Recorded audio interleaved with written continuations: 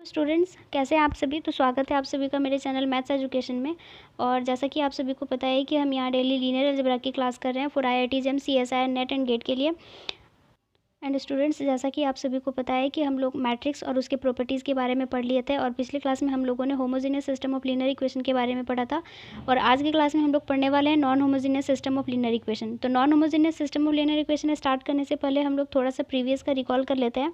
हम लोग क्या पढ़े थे कि homogeneous system of linear equation किसको बोलते हैं। अगर AX is equal to B, AX is equal to B, क्या है, कोई भी सिस्टम ऑफ लीनियर इक्वेशन है। और इस सिस्टम ऑफ लीनियर इक्वेशन को homogeneous system of linear equation कब बोलेंगे, जब आपका ये जो बी होगा, बी क्या होता है, कांस्टेंट्स का मैट्रिक्स, और ए क्या होता है, कोफिशिएंट्स का मैट्रिक्स, एक्स क्या होता है, वेरिएबल्स का मैट्रिक्स। तो ये जो कांस्टेंट का मैट्रिक्स होता है, अगर वो आपका जीरो हो जाए तो हम लोग क्या बोलेंगे उसको, उस सिस्टम ऑफ लीनियर इक्वेशन को बोलेंगे होमोजेनियस। और अगर ये जो बी लिखा हुआ है, ये जो कांस्टेंट मैट्रिक्स है, ये नॉट इक्वल टू जीरो, मतलब बी जो है वो नॉन जीरो हो जाएगा, तब वैसे सिस्टम ऑफ लीनियर इक्वेशन को हम लोग क्या बोलेंगे, non homogeneous system of linear equation. क्या बोलेंगे, non homogeneous system of linear equation. For example यहाँ पर देखते हैं कि x plus y is equal to one, x plus y is equal to one and x plus two y is equal to two. ये क्या है, कोई भी सिस्टम ऑफ लीनियर इक्वेशन दिया हुआ है और इसका कोफिशिएंट मैट्रिक्स क्या हो जाएगा, तो इसका जो कोफिशिएंट्स होगा तो one one and one two, ये जो मैट्रिक्स होगा, इस मैट्रिक्स को क्या बोलेंगे हम लोग, कोफिशिएंट्स का मैट्रिक्स। और ये जो मैट्रिक्स बी है कांस्टेंट का, इस मैट्रिक्स को क्या बोलेंगे,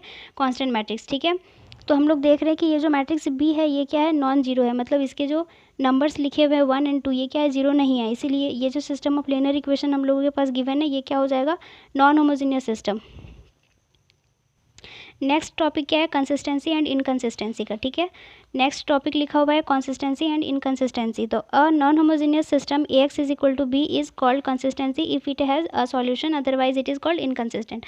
मतलब कि अगर हम लोगों के पास कोई भी system of linear equation given है और उस सिस्टम ऑफ लीनियर इक्वेशन का अगर सॉल्यूशन एग्जिस्ट करेगा, तब हम लोग क्या बोलेंगे, उस सिस्टम ऑफ लीनियर इक्वेशन को बोलेंगे कि वो system of linear equation consistent है, otherwise it is called inconsistent. अगर सॉल्यूशन एग्जिस्ट नहीं करेगा तो वो क्या हो जाएगा, इनकंसिस्टेंट हो जाएगा। नेक्स्ट टॉपिक अपन के पास है ऑगमेंटेड मैट्रिक्स। ऑगमेंटेड मैट्रिक्स क्या होता है कि एक system of linear equation given है आपके पास, और जो कोफिशिएंट मैट्रिक्स और कांस्टेंट मैट्रिक्स, ठीक है, कोफिशिएंट का जो मैट्रिक्स होता है और कांस्टेंट का जो मैट्रिक्स होता है, दोनों मैट्रिक्स के कॉम्बिनेशन को हम लोग क्या बोलते हैं, ऑगमेंटेड मैट्रिक्स। दोनों मैट्रिक्स के कॉम्बिनेशन को हम लोग क्या बोलते हैं, ऑगमेंटेड मैट्रिक्स। फॉर एग्जाम्पल हम लोग यहाँ पर एग्जाम्पल लेते हैं, एक सिस्टम ऑफ लीनियर इक्वेशन हम लोग अपने से लिखेंगे जो इस तरह से है कि x plus Y plus Z is equal to one, x plus two y plus three z is equal to two and two y plus Z is equal to three. ये हम लोगों ने क्या किया है, एक सिस्टम ऑफ लीनियर इक्वेशन खुद से लिया है। इसको एक इक्वेशन में किस तरह से लिखेंगे, AX is equal to B, AX is equal to B, जहाँ पर ए क्या है, कोफिशिएंट का मैट्रिक्स। तो कोफिशिएंट का मैट्रिक्स को हम लोग लिख लेते हैं, यहाँ पर वन वन वन है, one one and one, one two three, two one and one. ठीक है, एक्स क्या है यहाँ पर, वेरिएबल्स का मैट्रिक्स। तो एक्स वाई एंड जेड यहाँ पर वेरिएबल है, x y and z variable है, इसीलिए एक्स वाई जेड क्या हो जाएगा, एक्स के जगह में हो जाएगा। और बी क्या है, कांस्टेंट का मैट्रिक्स। तो कांस्टेंट क्या है यहाँ पर, वन टू एंड थ्री, तो लिखेंगे वन टू एंड थ्री। ठीक है, तो इसका ऑगमेंटेड मैट्रिक्स क्या हो जाएगा, ऑगमेंटेड मैट्रिक्स मतलब क्या, कोफिशिएंट का मैट्रिक्स और कांस्टेंट के मैट्रिक्स का कॉम्बिनेशन। ठीक है, हम लोग इसको कैसे लिखेंगे, वन वन वन, बीच में डॉट लगाएंगे और फिर यहाँ पर लिखेंगे वन। नेक्स्ट क्या हो जाएगा, ज़ीरो, यहाँ ज़ीरो नहीं होगा, यहाँ पर क्या होना चाहिए, वन होना चाहिए, क्योंकि यहाँ कोफिशिएंट में क्या है आपके पास, सेकेंड रो में वन हो जाएगा। तो वन टू एंड थ्री, फिर डॉट, और फिर यहाँ पर क्या हो जाएगा, two, two one one and three. ये जो अपन के पास मैट्रिक्स आई है, ये इस मैट्रिक्स को हम लोग क्या बोलते हैं, ऑगमेंटेड मैट्रिक्स। इसको डिनोट किस तरह से करते हैं, A double dot and B. ठीक है, तो आई होप आप लोगों को अच्छे से ऑगमेंटेड मैट्रिक्स क्लियर हुआ होगा। ऑगमेंटेड मैट्रिक्स क्या होता है कि कोफिशिएंट मैट्रिक्स और कांस्टेंट मैट्रिक्स के कॉम्बिनेशन को हम लोग क्या बोलते हैं, ऑगमेंटेड मैट्रिक्स बोलते हैं। नाउ स्टूडेंट्स, नेक्स्ट टॉपिक है हम लोगों का necessary and sufficient condition for solution. मतलब कि कोई भी सिस्टम ऑफ लीनियर इक्वेशन है हम लोगों के पास, तो उस सिस्टम ऑफ लीनियर इक्वेशन का सॉल्यूशन कब एग्जिस्ट करेगा और उसका सॉल्यूशन कब एग्जिस्ट नहीं करेगा, इसको हम लोग कैसे चेक करेंगे।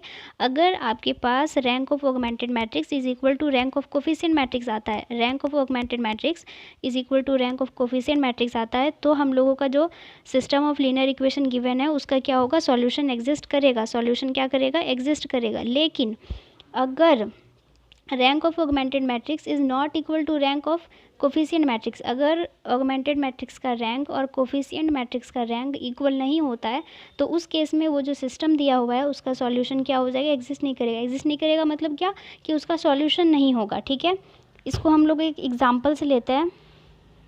हम लोग क्या करेंगे, एक सिस्टम ऑफ लीनियर इक्वेशन लेंगे अपने से। क्या लिखेंगे हम लोग कि x plus Y plus Z is equal to -3, 3x plus y minus 2z is equal to -2 and 2x plus 4y plus 7z is equal to 7। तो ये क्या है, एक non homogeneous system of linear equation है। इसका augmented matrix क्या हो जाएगा, तो ऑगमेंटेड मैट्रिक्स क्या हो जाएगा इसका 1 1 1 एंड -3। क्यों हो जाएगा, क्योंकि यहाँ पर कोफिशिएंट्स क्या है, कोफिशिएंट है 1 1 एंड 1 और इसका जो कांस्टेंट है इसका क्या है -3। उसी तरह से सेकेंड रो क्या हो जाएगा 3 1 -2 एंड -2 2 4 7 एंड 7। ओके, तो ये क्या है अपन के पास एक ऑगमेंटेड मैट्रिक्स है। इस मैट्रिक्स का क्या करेंगे हम लोग, रैंक निकालेंगे। क्या चेक करने के लिए कि इस सिस्टम ऑफ लीनियर इक्वेशन जो हम लोगों ने अपने से लिखा है, इस सिस्टम ऑफ लीनियर इक्वेशन का सॉल्यूशन एग्जिस्ट करेगा कि नहीं करेगा। तो इसको सबसे पहले क्या करेंगे, रैंक निकालने के लिए। रैंक निकालने के लिए अगर आप लोगों को नहीं आता है तो हम प्रीवियस क्लास में बहुत अच्छे से उसको बता चुके हैं, आप लोग प्लीज़ जा करके वो वीडियो देख लीजिएगा। और रैंक निकालने के लिए क्या करेंगे, इस मैट्रिक्स का एक्लॉन फॉर्म में कन्वर्ट करेंगे। और एक्लॉन फॉर्म में कन्वर्ट करने के लिए हम लोग क्या करते हैं, रॉ ट्रांसफॉर्मेशन करते हैं।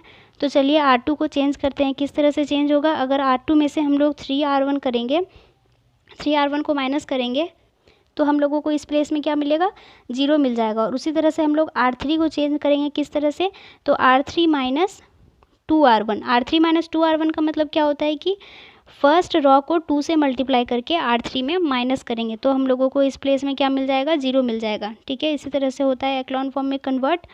एक्लॉन फॉर्म में कैसे कन्वर्ट करना है उसका भी एक डिटेल्ड क्लास हम करवा चुके हैं, आप लोग वो जा कर के देख लीजिएगा। देखिए यहाँ पर रैंक रॉ 1 जो है उसको हम लोगों ने चेंज नहीं किया है, इसीलिए रॉ 1 एज इट इज़ रहेगा। रॉ 2 को चेंज किए हैं तो यहाँ पर 3 को जब 3 से माइनस करेंगे तो यहाँ 0 हो जाएगा। उसी तरह से यहाँ -2 होगा, यहाँ -5 होगा एंड यहाँ पर 7 हो जाएगा। यहाँ क्या होगा 0 2 5 एंड 13। अब हम लोगों को पता है कि एक्लॉन फॉर्म में क्या होता है, 0 जो होता है वो इंक्रीज़ करता है। सक्सेसिव रॉज में 0 जो होता है वो क्या करता है, इंक्रीज़ करता है। तो यहाँ पर 0 है, एक 0 है, सिंगल 0 है। यहाँ पर क्या होना चाहिए, उस हिसाब से 2 0 होना चाहिए। तो यहाँ पर एक 0 लाने के लिए हम लोग क्या करेंगे, रॉ 3 को चेंज करेंगे। और रॉ 3 को किस तरह से चेंज करेंगे कि रॉ 3 में अगर हम लोग रॉ 2 को, थर्ड रॉ को अगर हम लोग सेकेंड रॉ में ऐड कर देंगे तो इस प्लेस में हम लोगों को क्या मिलेगा, 0 मिल जाएगा। तो क्या लिखेंगे, R3 को चेंज करेंगे हम लोग R3 प्लस R2। ठीक है, तो हम लोगों को जो नया मैट्रिक्स मिलेगा, मतलब चेंज करने के बाद जो मैट्रिक्स मिलेगा वो कुछ इस तरह से होगा कि यहाँ पर हो जाएगा 1 1 1 एंड -3। फर्स्ट रॉ को हम लोग चेंज नहीं किए हैं, इसीलिए फर्स्ट रॉ सारे मैट्रिक्स में सेम रहेगा। यहाँ पर 7 हो जाएगा। जैसे ही हम लोग थर्ड रॉ को सेकेंड रॉ के साथ माइनस करेंगे, यहाँ 0 हो जाएगा, यहाँ भी 0, यहाँ भी 0 और यहाँ पर 20। तो हम लोग क्या देख रहे हैं यहाँ पे कि रैंक ऑफ ऑगमेंटेड मैट्रिक्स, ये जो मैट्रिक्स है ये एक ऑगमेंटेड मैट्रिक्स है। और इस मैट्रिक्स का रैंक कितना हो जाएगा, ये 3/3 का मैट्रिक्स है तो इस मैट्रिक्स का रैंक हो जाएगा 3। लेकिन ये जो मैट्रिक्स है ये क्या है, कोफिशिएंट मैट्रिक्स। और कोफिशिएंट मैट्रिक्स का रैंक कितना देख रहे हैं हम लोग कि 2 होगा। Rank of coefficient matrix is equal to कितना हो जाएगा, 2 हो जाएगा। तो हम लोगों को यहाँ क्लियर समझ में आ रहा है कि rank of augmented matrix is not equal to, rank of augmented matrix is not equal to rank of A. इसीलिए ये जो सिस्टम ऑफ लीनियर इक्वेशन हम लोगों ने अपने से लिखा था, इस सिस्टम का क्या हो जाएगा, सॉल्यूशन एग्जिस्ट नहीं करेगा, इसका क्या हो जाएगा, नो सॉल्यूशन।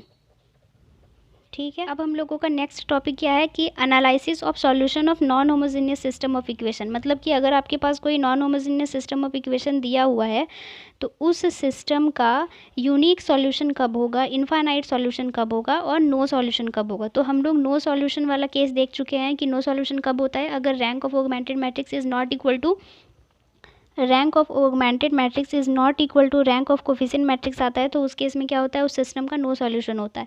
लेकिन अगर दोनों इक्वल हो जाएगा, दोनों rank of augmented matrix is equal to rank of coefficient matrix हो जाएगा, तब सॉल्यूशन एग्जिस्ट करेगा। सॉल्यूशन एग्जिस्ट करेगा इसका मतलब क्या कि उसके दो तरह के सॉल्यूशन हो सकते हैं।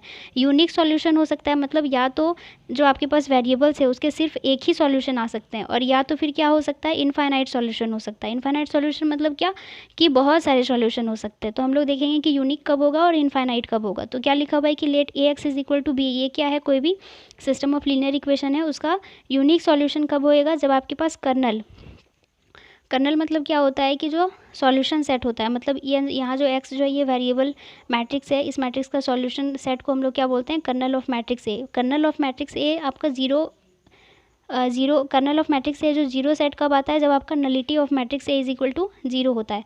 अब ध्यान देने वाली बात यह है कि nullity of matrix A is equal to zero कब होता है, अगर आपके पास कोई मैट्रिक्स है 3/3 ऑर्डर की, अगर इस मैट्रिक्स का रैंक अगर 3 आ जाता है, तो उस केस में क्या होता है, nullity is equal to zero होता है। मतलब कि रैंक और नलिटी को ऐड करने के बाद ये नंबर आना चाहिए, ठीक है। Rank plus nullity is equal to dimension होता है, तो रैंक को और नलिटी को ऐड करने के बाद यहाँ 3 आना चाहिए। तो रैंक इज़ ऑलरेडी 3, तो नलिटी कितना हो जाएगा, 0 हो जाएगा। और नलिटी जब आपका 0 होगा तभी जा कर के यूनिक सॉल्यूशन होगा, ठीक है। नलिटी अगर 0 होगा तब जा कर के आपका कैसा सॉल्यूशन मिलेगा, यूनिक सॉल्यूशन मिलेगा।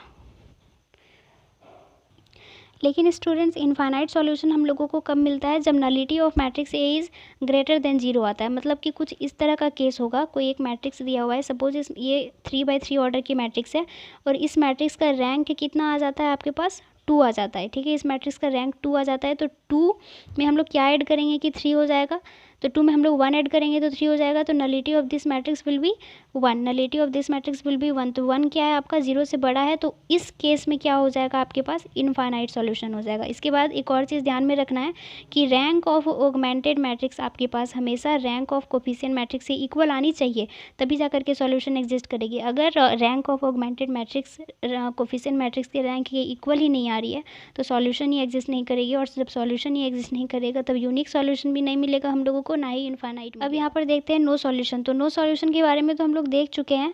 अब हम लोग क्या करते हैं, एक एग्जांपल लेते हैं, ठीक है। तो एक एग्जांपल आपका इस तरह से लेंगे कि x plus Y plus Z is equal to 1 and x plus Y plus 2z is equal to 1, 2x plus 2y plus 3z is equal to 2। ये क्या है, एक सिस्टम ऑफ लीनियर इक्वेशन है जो कि नॉन होमोजीनियस है। इसका augmented matrix क्या हो जाएगा, तो ऑगमेंटेड मैट्रिक्स कैसे निकालेंगे, 1 1 1 1 1 1 डबल डॉट एंड ये कांस्टेंट 1, फिर 1 1 2 1 1 2 डबल डॉट एंड ये कांस्टेंट 1, फिर 2 2 3 2 2 3 डबल डॉट एंड 2। ये क्या है, अपन के पास एक ऑगमेंटेड मैट्रिक्स है, ठीक है। अब क्या करेंगे हम लोग, सबसे पहले तो इस मैट्रिक्स का हम लोग रैंक निकालेंगे। रैंक किस तरह से निकालेंगे, रॉ ट्रांसफॉर्मेशन करेंगे, R2 को चेंज करेंगे। अगर R2 में से R1 को माइनस कर देंगे तो हम लोगों को 0 मिलेगा। R3 को चेंज करेंगे, R3 माइनस 2R1। तो हम लोगों के पास जो नया मैट्रिक्स मिल रहा है वो किस तरह से मिल रहा है, 1 1 1 1 1 में से 1 को माइनस करेंगे 0, 1 में से 1 को माइनस करेंगे 0, 2 में से 1 का जाएगा 1 एंड 1 में से 1 को माइनस करेंगे तो 0, ठीक है। उसी तरह से R3 को चेंज कर रहे थे R2R1 करके, तो यहाँ पर भी अपन के पास 0 आएगा, यहाँ भी 0 आएगा, यहाँ पर 1 आएगा और यहाँ पर क्या आ जाएगा, 0 आ जाएगा। अब क्या करेंगे, अगर हम लोग R3 में से R2 को माइनस कर देते हैं तो हम लोगों को जो नया मैट्रिक्स मिलेगा वो कुछ इस तरह से होगा, 1 1 1 एंड 1 0 0 1 0 0 0 0 एंड 0। तो यहाँ पर हम लोग देख रहे हैं कि rank of augmented matrix is equal to rank of coefficient matrix आ रहा है। इसका मतलब क्या कि ये जो सिस्टम ऑफ लीनियर इक्वेशन हम लोगों ने लिखा है इसका सॉल्यूशन एग्जिस्ट करेगा। लेकिन सॉल्यूशन एग्जिस्ट करेगा तो इनफाइनाइट सॉल्यूशन होगा या तो फिर यूनिक सॉल्यूशन होगा। ये हम लोग कैसे देखेंगे, इस मैट्रिक्स का हम लोग क्या देखेंगे, 3/3 ऑर्डर की मैट्रिक्स है और इस मैट्रिक्स का नलिटी कितना हो जाएगा, तो rank of this matrix is equal to rank of matrix A is equal to कितना आ रहा है, 2 आ रहा है, ठीक है। और nullity of this matrix is equal to 1। तो इसका मतलब क्या कि ये जो सिस्टम ऑफ लीनियर इक्वेशन हम लोगों ने लिखा है इसका सॉल्यूशन क्या हो जाएगा आपके पास, इनफाइनाइट सॉल्यूशन। ठीक है, इनफाइनाइट सॉल्यूशन। तो गाइस चलिए हम लोग अब क्या करते हैं, क्वेश्चंस प्रैक्टिस कर लेते हैं थोड़े बहुत। तो हम लोग यहाँ देख रहे हैं कि हम लोगों का जो फर्स्ट क्वेश्चन है वो आपका CSIR नेट दिसंबर के सेशन में 2019 में पूछा गया है। और क्वेश्चन कुछ इस तरह से कि let A is equal to एक मैट्रिक्स गिवन है आपके पास, तो the system of linear equation AX is equal to Y has a solution. ठीक है, आपके पास ये दिया हुआ है कि इस मैट्रिक्स, ये जो सिस्टम ऑफ लीनियर इक्वेशन है इसका क्या हो जाएगा, सॉल्यूशन होगा। इससे हम लोगों को इतना तो पता चल गया कि rank of AB is equal to rank of coefficient matrix होगा। ठीक है, अब हम लोग सबसे पहले क्या करेंगे, ये जो मैट्रिक्स दिया हुआ है आपके पास इस मैट्रिक्स का डिटर्मिनेंट निकालेंगे। तो डिटर्मिनेंट जब हम लोग निकालेंगे ना तो हम लोगों को क्या मिलेगा, determinant of this matrix will be 9, हम लोगों को 9 मिलेगा। और 9 इज़ नॉट इक्वल टू 0। तो स्टूडेंट्स अगर डिटर्मिनेंट हम लोगों को नॉन ज़ीरो मिल रहा है इसका मतलब क्या कि इस मैट्रिक्स का रैंक कितना हो जाएगा आपके पास 3 हो जाएगा। अगर हम लोगों को इस मैट्रिक्स का डिटर्मिनेंट 0 मिलता है तब ना जाकर के एक रॉ कंप्लीट 0 हो जाता और उस मैट्रिक्स का रैंक हम लोगों को कितना मिलता है, 3 से कम मिलता है। लेकिन हम लोग देख रहे हैं कि इस मैट्रिक्स का डिटर्मिनेंट हम लोगों के पास एक नॉन ज़ीरो नंबर आ रहा है, इसीलिए इस मैट्रिक्स का रैंक कितना हो जाएगा आपके पास 3 हो जाएगा। एंड नलिटी, अगर रैंक हम लोगों के पास 3 है तो nullity of this matrix will be 0। और हम लोगों को पता है कि अगर नलिटी आपके पास 0 आ जाता है तो उस केस में क्या होता है, जो सिस्टम ऑफ लीनियर इक्वेशन है उसका यूनिक सॉल्यूशन होता है। क्या होता है, यूनिक सॉल्यूशन।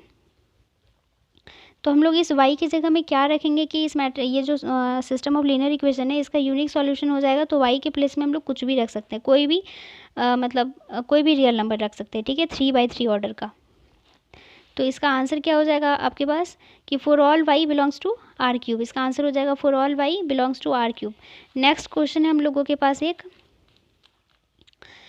कि the system of equation x + 2x² + 3xy एक system of linear equation given है। और ऑप्शन कुछ इस तरह से दिया हुआ है कि हैज़ सॉल्यूशन इन Q, मतलब has solution in rational number, has solution in real number, has solution in complex number and has no solution.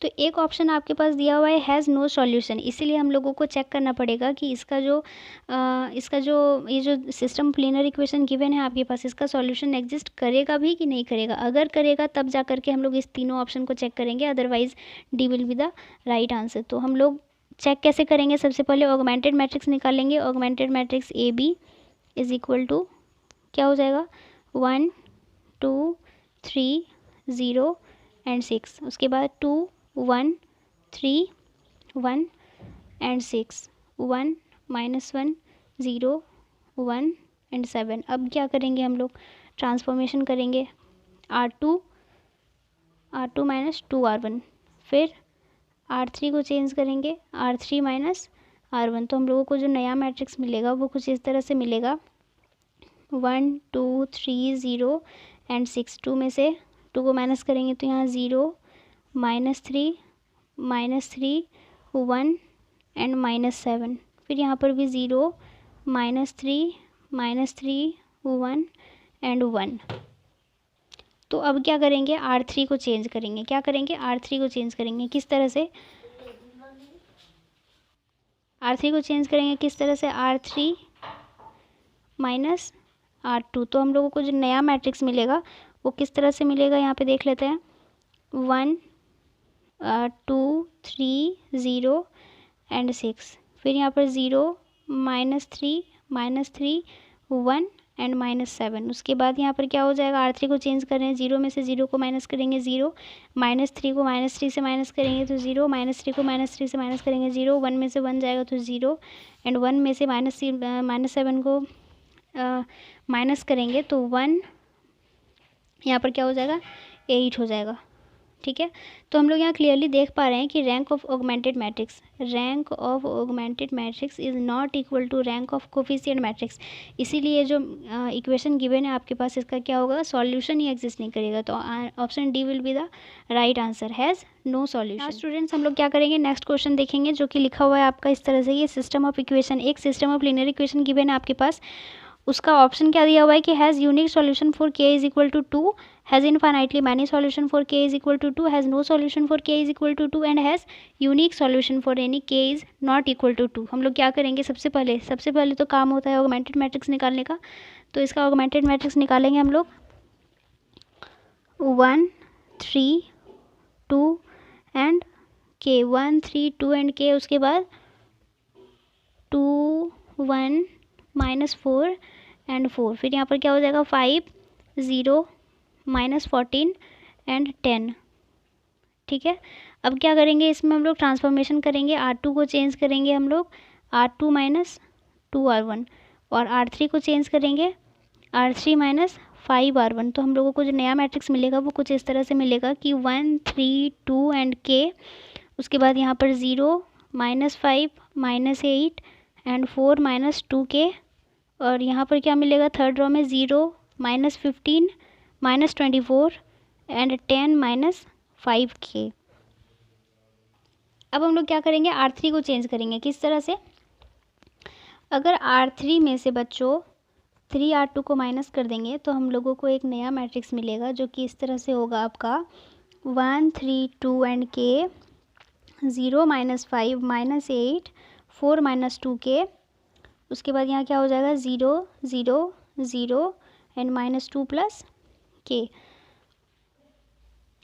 तो गाइस हम लोग देख सकते हैं यहाँ पर कि अगर ये वाले प्लेस पे -2 + k के जगह में अगर 0 हो जाएगा तभी जाकर के इस मैट्रिक्स का मतलब इस ये जो सिस्टम ऑफ लीनियर इक्वेशन दिया हुआ है इसका सॉल्यूशन एग्जिस्ट करेगा। अगर यहाँ पर 0 नहीं होगा तो rank of augmented matrix is not equal to rank of coefficient matrix हो जाएगा। तो उस केस में क्या हो जाएगा, सॉल्यूशन ही एग्जिस्ट नहीं करेगा। लेकिन यहाँ पर क्या हो जाएगा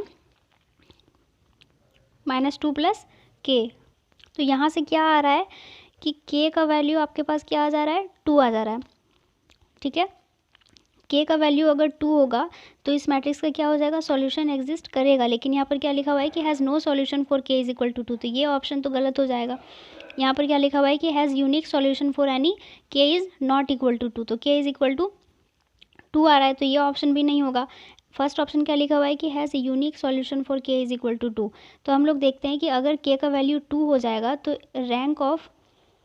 rank of augmented matrix is equal to rank of coefficient matrix तो आएगा, लेकिन nullity of this matrix is not equal to 2।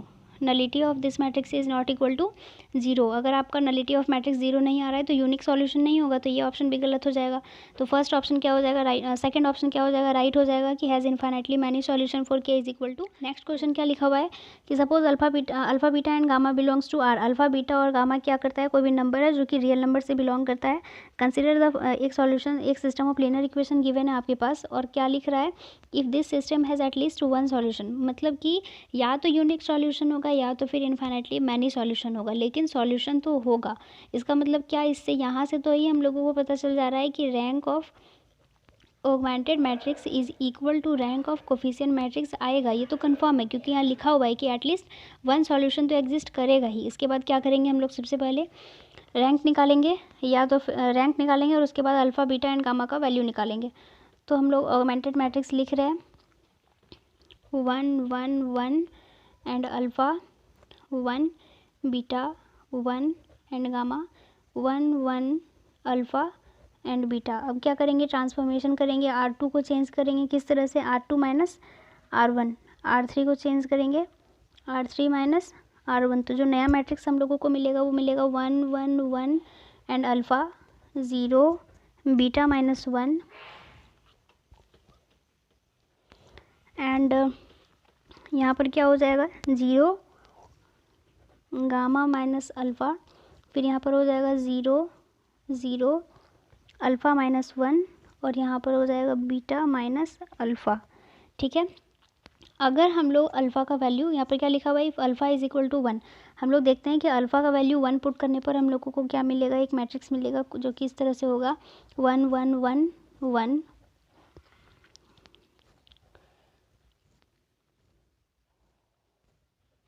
जहाँ पर भी अल्फ़ा है वहाँ पर हम लोग क्या करेंगे, 1 पुट करेंगे, 0 यहाँ पे 0 यहाँ पे 0 और यहाँ हो जाएगा बीटा -1। ठीक है, अब यहाँ पर क्या करना है कि आपके पास बीटा -1 आ गया, तो या तो बीटा का वैल्यू 1 होगा या तो बीटा का वैल्यू 1 नहीं होगा। या तो बीटा इज़ इक्वल टू 1 और beta is not equal to 1। तो बीटा इज़ जब नॉट इक्वल टू 1 होगा तब हम लोग क्या देखेंगे कि ये जो system of linear equation given है आपके पास, इसका सॉल्यूशन ही एग्जिस्ट नहीं करेगा, क्योंकि अगर बीटा का वैल्यू 1 नहीं होगा तो क्या हो जाएगा, यहाँ पर एक नॉन जीरो नंबर मिलेगा हम लोगों को। नॉन जीरो नंबर मिलेगा तो क्या होगा, rank of augmented matrix is not equal to rank of coefficient matrix. उस केस में क्या हो जाएगा, सॉल्यूशन ही एग्जिस्ट नहीं करेगा। लेकिन यहाँ पर आपके क्वेश्चन में दिया हुआ है कि एटलीस्ट 1 सॉल्यूशन तो एग्जिस्ट करना ही चाहिए, ठीक है, मतलब यूनिक सॉल्यूशन होगा या तो इनफाइनाइट सॉल्यूशन होगा। अब हम लोग क्या करेंगे, बीटा का वैल्यू 1 पुट करके चेक करेंगे। तो जब हम लोग गाइज बीटा का वैल्यू 1 पुट करेंगे तो हम लोगों को एक मैट्रिक्स मिलेगा जो कि इस तरह से होगा 1 1, जहाँ पर बीटा है वहाँ पर 1 पुट करना है, 1 1 1 1 0 0 0 एंड गामा -1, यहाँ पर 0 0 0 एंड 0, ठीक है। तो अगर गामा -1 इज़ इक्वल टू 0, अगर आपके पास गामा का वैल्यू 1 आएगा तभी जा करके rank of augmented matrix is equal to rank of coefficient matrix होगा और इसका सॉल्यूशन एग्जिस्ट करेगा। तो ऑप्शन ए तो सबसे पहले राइट होगा, if alpha is equal to 1 then gamma is equal to 1। इसी तरह से हम लोग चेक करेंगे, जब हम लोग चेक करेंगे बीटा का वैल्यू 1 रख करके तो हम लोगों को दिखेगा कि gamma is equal to alpha होगा, और हम लोग बीटा का value not equal to 1 then alpha is equal to 1, ये ऑप्शन गलत हो जाएगा। If gamma is equal to 1 then alpha is equal to 1, ये ऑप्शन भी रॉन्ग हो जाएगा। तो स्टूडेंट्स इस टाइप के क्वेश्चन जो होता है वो आपका CSIR नेट का सी पार्ट का क्वेश्चन बनता है और IIT JEM का स्टूडेंट्स। अब हम लोग एक लास्ट क्वेश्चन देखेंगे, लास्ट बट नॉट लीस्ट। लिखा हुआ है क्वेश्चन में, एक system of linear equation given है आपके पास और if the system has no solution then K is, आपको बता रहा है कि ये जो सिस्टम है इस सिस्टम का सॉल्यूशन नहीं होगा। कब, जब के का वैल्यू क्या होना चाहिए, आपको के का वैल्यू फाइंड करना है, जिसके लिए ये सिस्टम का सॉल्यूशन ही एग्जिस्ट नहीं करेगा। सबसे पहले क्या करेंगे, ऑगमेंटेड मैट्रिक्स लिखेंगे, ठीक है। अभी तक तो समझ में आ गया होगा आप लोगों को कैसे हम लोग यूनिक सॉल्यूशन फाइंड करते हैं, कैसे इनफाइनाइट सॉल्यूशन और नो सॉल्यूशन चेक करने का तो बहुत इजी क्राइटेरिया है, rank of augmented matrix is not equal to rank of coefficient matrix. तो यहाँ देख रहे हैं कोफिशिएंट क्या है, 1 1 1 एंड 1 1 1 1 एंड 1, और यहाँ पर 4 1 2 3 4 एंड 5 1 3 5 के एंड 5। अब क्या करेंगे, ट्रांसफॉर्मेशन करेंगे, ठीक है। R2 को चेंज करेंगे किस तरह से, अगर R2 में से R1 को माइनस करेंगे यहाँ 0 आ जाएगा। उसी तरह से R3 में से अगर R1 को माइनस कर देंगे तो यहाँ पर भी 0 मिलेगा हम लोगों को, और हम लोगों को यही तो करना है, क्या करना है, 0 ही तो लाना है। इतना आसान तो है, इसमें सोचने वाला क्या बात है। 1 यहाँ पर 4, यहाँ 0 हो जाएगा, यहाँ 1 2 3 एंड 1, फिर यहाँ 0 2 4, यहाँ पर क्या हो जाएगा k -1 और यहाँ पर होगा 1, ठीक है। अब क्या करेंगे, R3 को चेंज करेंगे किस तरह से, R3 minus 2R2, R3 minus 2R2, तो क्या होगा यहाँ पर 1 1 1 1 4, फिर यहाँ पर हो जाएगा 0 1 2 3 एंड 1, यहाँ हो जाएगा 0 0 0 k -7 और यहाँ हो जाएगा -1, ठीक है। तो यहाँ से हम लोग देख सकते हैं कि इस मैट्रिक्स का सॉल्यूशन कब एग्जिस्ट नहीं करेगा, जब यहाँ पर आपका 0 हो जाएगा। अगर यहाँ पर 0 होगा तब ना जा कर के rank of augmented matrix is not equal to rank of coefficient matrix होगा। चूँकि क्वेश्चन में आपका यहाँ पर लिखा हुआ है कि इस सिस्टम ऑफ लीनियर इक्वेशन का सॉल्यूशन एग्जिस्ट नहीं करेगा, ठीक है, नो सॉल्यूशन होगा। इसीलिए हम लोगों को क्या करना होगा, k -7 इज़ इक्वल टू 0 और k का वैल्यू क्या हो जाएगा, 7 हो जाएगा। तो इसका आंसर क्या हो जाएगा, यहाँ पर हम लोग देख रहे हैं कि सी जो है आपका ऑप्शन नंबर सी, ये बिल्कुल सही ऑप्शन है। तो गाइज़ आज की क्लास में बस इतना ही, और मिलते हैं नेक्स्ट क्लास में। तब तक आप लोग आज के क्लास को और प्रीवियस के भी क्लासेस को अच्छे से रिवाइज़ करके रखिएगा। और अगर आप लोगों को मेरा क्लास अच्छा लग रहा है तो प्लीज़ प्लीज़ प्लीज़ मेरे चैनल को लाइक शेयर एंड सब्सक्राइब कर दीजिएगा। आप लोगों के लाइक करने से, शेयर करने से, और अगर आप लोगों को कोई क्वेश्चन नहीं समझ में आया तो उसको कमेंट बॉक्स में कमेंट कर दीजिएगा। इससे हम लोगों को न्यू वीडियोज़ बनाने के लिए मोटिवेशन मिलता है। Thank you and bye bye.